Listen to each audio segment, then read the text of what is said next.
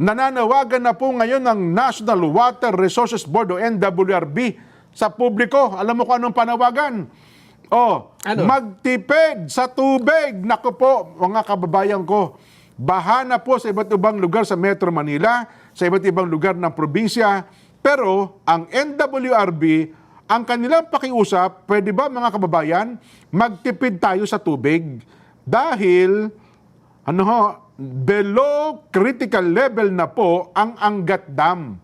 Ang Angat Dam po, ang pangunahing dam na nagsusupply ng tubig, inuming tubig, malinis na tubig dito sa Metro Manila. Binabanggit po nitong si NWRB Executive Director si Bilio David Jr., makatutulong ang pag-iipon ng tubig mula sa ulan, matakpan lamang ng maayos. Ganon, ang naipong tubig ay maaaring gamitin sa ibang pangangailangan po sa bahay.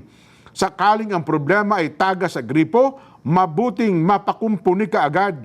At kung mga taga sa tubo ay maaaring makipag-ugnayan daw po sa kinakaukulang water concessionaire. Ayo. Pero ang gusto ko namang ibalik ang tanong kay Dinoong David. Anong tanong?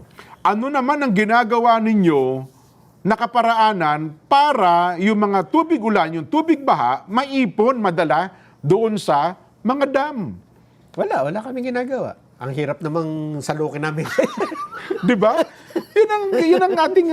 Kasi dito, gusto nyo lagi ang taong bayan ang magtipid, magtipid. Ang madadanyos, maghihirap. Samantalang kayo na ahensya ng gobyerno para gumawa ng mga bagay na ito, NWRB, Sipan nyo ng paraan. Sana gumawa din kayo ng proyekto. Oo nga. Di ba?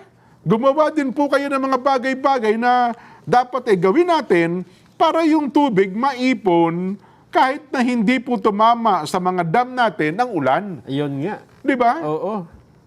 Wala Napupunta lang po sa dagat. Sayang ang mga ulan na ito na nagiging perwisyo sa ating mga kababayan sapagkat binabaha po sila.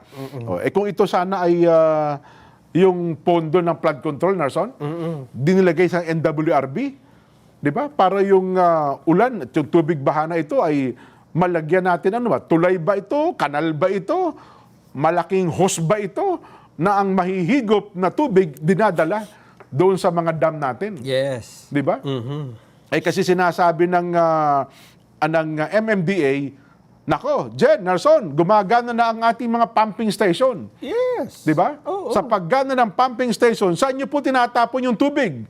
Wala din. Pinababayaan. Tinatapon lang din namin kung saan-saan. Para importante, mawala lang daw yung baha.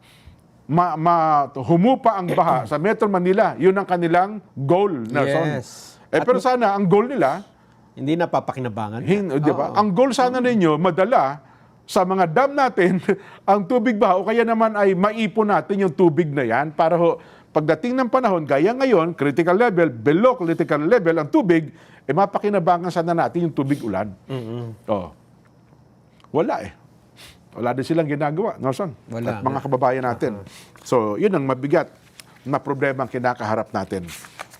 Pagbaha, problema tubig. Pag iinumin, wala naman tubig. Saan pa tayo? Di ba? Dito lang yan. Hindi na susolusyonan yung problema, no? Samantalang sobra-sobra naman pala ang pondo natin. Ay, nako, napunta at ginastos doon sa mga bagay na walang kapararakan. Yeah. Hindi pala mapapakinabangan. Sila lang ang nakinabang.